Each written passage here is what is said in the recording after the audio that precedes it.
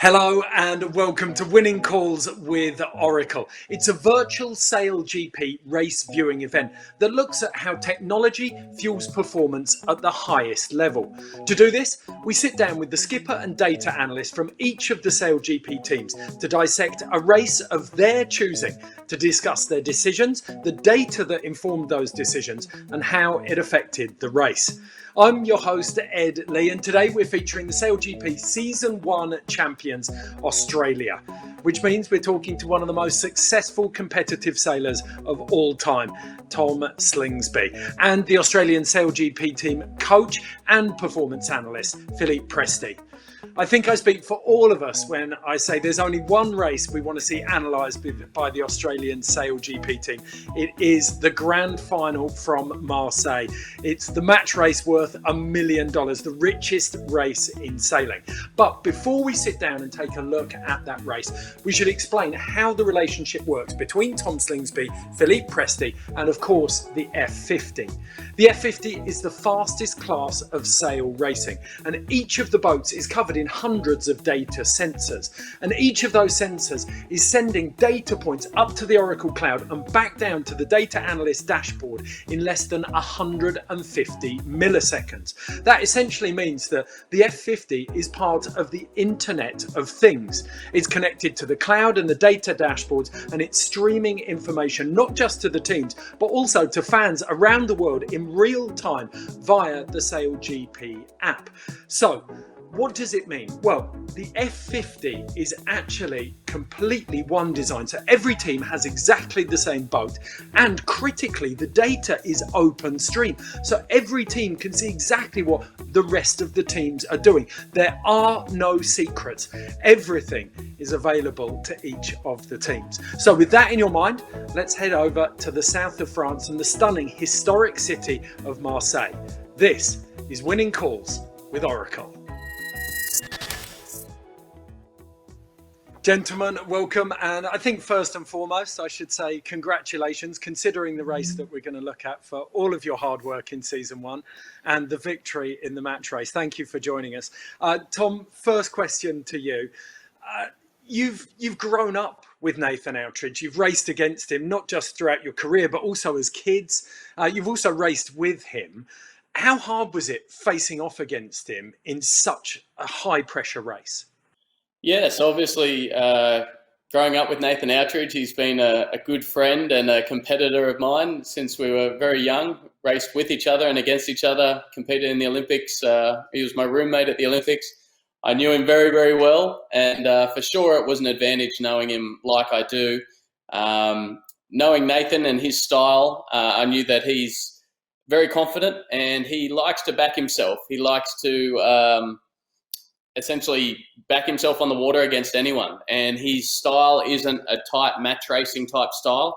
He believes he can pick the wind on the water and sail the boat faster than you can. So leading into that race, we were generally looking at a style, if we're behind, we think he'll give us a bit of room, unlike a tight match racer, and we just had to make sure that we picked the wind on the water as well as him to keep us in the game. And so I guess it narrowed down our options for how we were going to approach that race, and that definitely helped. Well, talking about the approach from your perspective, Philippe, you'd got unpredictable wind. The weather forecast seemed to be out of the window. The course had moved just before the race, and there'd been a couple of postponements. It was pretty much the nightmare build up to a race from a coach and data analyst perspective. Yeah, it was not easy, and especially the change of plan and all the spectator around, and a very enthusiastic spectator was staying in the middle of the course, and also the fact that we had a deadline for the start, and we were leading boats at that time, so keeping the boys under pressure, but quite relaxed was quite of a challenge, and so we were chatting on board. But when we had to go, the boys, they were ready, and they were so ready that they were eager to start, that they were a bit early at the entry of the box. Okay, well, without further ado, let's get in and take a look at the race as it unfolded. Okay, gentlemen, we can take a look now at the race. And this is, I think, about 2 minutes and 17 seconds to go before the start. And Japan still tinkering away. But you're lining up to enter the box here. What happened here, Tom? Yeah, we've been having a few issues with our software in a couple of our races, and yeah, we got our timing wrong, and we have a backup system to the software, but we got our timing a couple of seconds wrong. And when you get a penalty, it doesn't really say what for initially. You just have a big flashing sign saying penalty, and so we were saying, what was it for? And then eventually it comes up and says over the radio they say you entered too early. So in this situation, we were just thinking, okay, how do we best get rid of this? And in the end, we just thought, well, a penalty, we just have to get behind them off the start. So we decided not to engage and just start low, and we were going to try to come up fast behind them and be close to them at the reach mark. In essence, it couldn't have started worse for you, could it? It could have started worse. I mean, for sure, a penalty is not ideal, and it was never my intention. It was my mistake. But what it did do is it set us up that we were only just behind them at the first mark, which is where we had to be no matter what. And as long as you're not giving away a lot of extra meters at that start, then you're usually okay. Philippe, you've coached America's Cup teams. You've had an incredibly successful sailing career in your own right. How has the data analysis evolved over the years in the role it plays in modern sailing? Oh, it's been huge. My first experience of America's Cup, we were gathering a couple of datas, but end of the campaign, if you have 1 gigabyte of data, it would be 4 years of collecting, but nowadays, every day I come back with 1 terabyte data every day with the video, with all the data on board. So, and you need to analyze that, and you need to take the best information because you could be overwhelmed by so much information. So what I try to do is first, as a sailor, listen to what the boys thinking and saying on the water, so that helped me to see what they're looking for answers, and then me just looking at the boat, the balance of the boat visually, and then after that I go to the data and try to analyze the problems I found. My background is really a sailor, is not an analyst. I know analysts doing the other way around. They're just taking the big pile of data and find solution. I like to do the other way around. Okay, that's very interesting. Well, we saw there, as you said, Tom, you crossed the line just behind Japan, and then, of course, you tack away. Talk us through the strategy behind that. You always head down the different side of the course, don't you? Just as a standard operating procedure. For sure. As a boat behind, you definitely want to create distance and leverage against the guy in front. The closer you are, the less chance, I guess, you have of getting different wind. But you can jibe away into no wind. So going into that jibe, I definitely looked over my shoulder and saw that there was good enough wind for us to go there. There wasn't a big hole, so I was happy to separate and then get away from them. And then as we came back together, it was still close. They did a really good job of doing a good jibe with us at the bottom mark, but the game was close. And then as we go on during the race, we just wanted to keep it close, stay in touch, and hope that they gave us a bit of room or made a mistake. On that mark rounding there, you could see that Nathan actually shut the door on you. Did you have to slow the boat down at all there, or were you letting that glide in? No, I didn't have to slow the boat down. I did have to change my angle coming into the mark to try to get a bit better mark rounding. A little bit wider and then coming in tight on the mark to try to give us a lane. But Nathan did a really good job, and he definitely didn't leave any room or an opportunity to make a gain there. So we had to look elsewhere for an opportunity. I got the sense, Philippe, that a lot of people were looking at Australia throughout the season to see what they could learn from you. And it was almost as if you were leading people through their learning process of the season. But was there, Japan were your closest rivals easily, was there a sense that you could take some data from them? Were there learnings you took from Nathan and the team? Always, and not only on the Japan team. The way we approached the season, it was just learning, and of course we some people just get inspired by what we're doing, but we just try to pick what is good on any team, and obviously Japan were doing very good things. And by the way, this leading to this regatta, we just we had a view of, for example, Oracle American team was doing very nice foiling tack. Just it was maybe a week before the regatta, and we were training against them. We saw foiling tack, and then I pinged it, and I went digging in the data, and we discover a different way to tack, and that we integrate to our way of sailing the boat, and that make another little jump that I believe helped us in confidence and also in that win. So it's not like straightforward from my perspective. Every time I see, for example, in this view, I saw something at the bottom mark, I will go to the data and I will analyze what they did, and we try to see if we can implement that to our technique. Okay, Tom, we're coming up to what is arguably the crux of this race now, that gate 3 rounding, where Nathan's just in front of you. But do you think it was a mistake on Nathan's part, or do you think it was pure luck on the wind shifts that came on this fourth leg? I think Nathan was pretty unlucky. I think if we were in his shoes, there's a good chance we would have gone to the left-hand gate. As you could see, it was a little bit further downwind, so a little bit closer mark for them. It meant they did one less manoeuvre.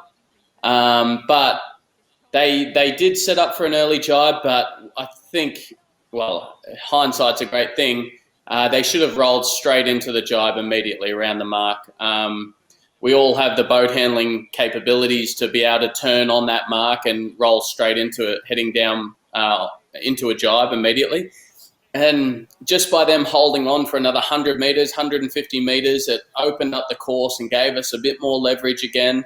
And it just opens the door. And we're just looking for a little slight crack in the door, just a little bit of an opportunity. And then the game's on for us, really. We're never going to overtake them in boat speed. So we need leverage, we need manoeuvrability, and a bit of leverage is the most important thing. And at this point, you've just jibed again. Have you anticipated what's going to come from Nathan?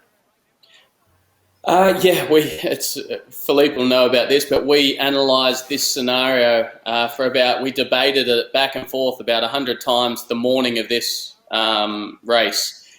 We knew he was going to jibe with us, but he left it probably 2 seconds late. And in giving us 2 seconds, it allowed us to get bow forward and have an opportunity to take the inside. He wanted to defend against the inside, so he came up aggressively at us. But he was probably half a second late in doing that. And I think you can hear me on the communications. I said, we've got a chance for the inside here, go fast. And then when I said he's coming up, I don't think I said it, but I remember thinking he's late. I didn't know it was only going to be, whatever it was, 60, 70 centimetres. I thought he wasn't even going to get that close, but he did get very close to getting a penalty on us. But fortunately for us, we were safe, and he then had to do a hard manoeuvre and get out of there. And so what was your role in that, Philippe? Tom mentioned there that you'd had them drilling those scenarios. How does that play out for you? The way we try to work is we try to identify scenarios when the boat meet at the bottom gate, for example, and we try to have different setup, and I'm questioning them, asking, this scenario, what do you want to do? And in this scenario, are you feel more comfortable? Are you strong? Which boat is strong? So starting from the end, we try to rebuild the story back in the time. So and then when we discover plays, we call that plays. We build a playbook, which is a bottom mark. You want to do this, and if he does that, that's your answer, and that's your backup plan. That's your plan B, plan C.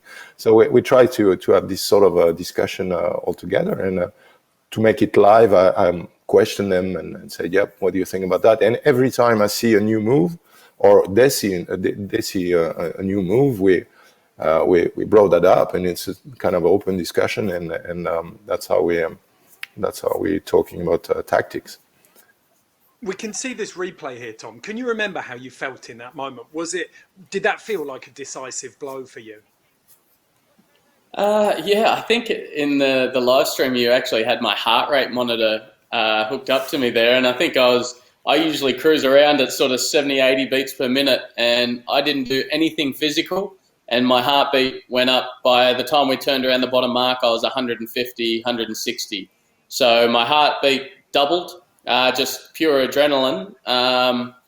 As soon as we got the inside, were able to take that mark, I turned and saw them off the foil, and that was when my heart started going through the roof, because I realized that was a huge moment. We now have the upper hand, and we've got one leg to go. And yeah, it was nervous times. It was very hard to see where the marks were and where the finish line was. But this moment right here, as soon as it came up on our screen that Australia has finished, was a lot of joy. It's, I mean, for all of you, there was so much work from the very first elements of testing way back in November 2018 right through to September 2019. It was an incredibly intense year, getting to know the F50 inside and out, and then sailing in all of these different venues, trying to gather all of the data and learn from each other. I mean, it's almost impossible to sum it up and put it in one sentence, but what did it mean to you crossing the line there and taking that win? This is unbelievable. I say it a lot, whether it was the Olympics or the America's Cup or SailGP, but a lot of relief. What we did at SailGP with a full season of racing, a different style with fleet racing and match racing, and then it all coming down to the last race and $1 million winner takes all. Even if you've led the whole season, we won 4 out of 5 regattas, but it didn't matter heading into that last regatta. And I remember when they set the rules and said, look, it's the top 2 are going to go into a match race and winner takes all. Nothing matters for the whole year. It's going to come down to one race. And I remember just thinking, this is crazy. Like, this is madness. How can we do this? Like, $1 million, we don't get prize money in sailing. So I haven't even competed for $1,000. And all of a sudden, the first time I'm competing for prize money, it's $1 million. I'm steering a team and leading a team. I definitely felt the pressure. And then being the top team most of the year, just when we went across the line and we looked around and we saw that Australia has crossed the line and we won and we sort of did what we set out to do, it's just like you've got a huge weight pack on your back and you just feel like you can just take it off and you can relax again, and it's a great feeling. Philippe, from your perspective, you've nearly seen it all in sailing, I'd imagine, from the Olympics and the America's Cup right through to SailGP. How did that race compare as an emotional roller coaster for you? That was pretty intense, and especially because we were up to the top of the course, so the visual was very hard for the chase boat, and the move at the bottom. I saw it coming, but I was not really sure what happened. And Kinley with us is a backup sailor, and he's awesome. And it was with me, and he was trying to pitch me what was happening. I was, and then when it was obvious that we run the quad gate and we didn't have a penalty, it was a big relief, and that was awesome. But this intensity, that's what you're looking for. You know, if you want to make the sport interesting for medias and also for for players, because we're coming from all this story of sailing where you have to stagger your results for a full season, and this is different. When you're running the 100-meter at the Olympic game, which is a pinnacle of the Olympics, I believe, and you've got 10 seconds to perform, and I think going that path is very good, and people are like that. Okay, Tom, looking forward to 2021 and the restart. What are you looking forward to most about SailGP? I can't wait to get back racing. It's been, obviously 2020 has been a bit of a downer year, and there's not much sailing going on down here in Australia, and I'm really looking forward to getting going. The addition of Ben Ainsley's team and also New Zealand with Peter Burling and Blair Tuke, it's the who's who. There's no one missing when you think of the top sailors going around, and it's exciting for me. I love competing against the best guys, and I may beat them sometimes, they may beat me, but just that feeling of knowing you're coming up against the best of the best. And with Peter Burling and Blair Tuke, everyone knows at the moment they beat us in the America's Cup last time. We beat Team New Zealand the time before. We were thought of as the top team. They sort of took it away from us. It'd be nice to get back out there and have a rematch. And this time it's in all equal boats. There's no differences, and it'll come down to who's got the better team. And from your perspective, Philippe, we know that development and progression never stops in sailing. So I imagine you'll be looking at all of the new technology that's going to be on the table for 2021 and then wrapping your head around the data again. Yeah, we already started. Just looking at what Pete and Blair did, as Tommy mentioned, last Cup. So we try to understand what would be their style, and because every detail will matter at the end. So yeah, we already started. Okay, gentlemen, thank you so much for your time. It's been an absolute pleasure. Fascinating insight from both Philippe and Tom there. And so good to see a grand final like that deliver on all of the hype with some intense, dramatic racing, a very tight cross and a very worthy winner. Now, we await the return of SailGP in 2021 with new technologies and mountains of new data. But if you can't wait until then for your next fix of SailGP racing, head over to either the App Store or Google Play, where you can download the SailGP app. And there's replays of all of the races we've seen in the inaugural season and the Sydney race from 2020. If you want to find out more about the Oracle Cloud, just visit oracle.com/cloud. Thank you for watching. This has been Winning Calls with Oracle.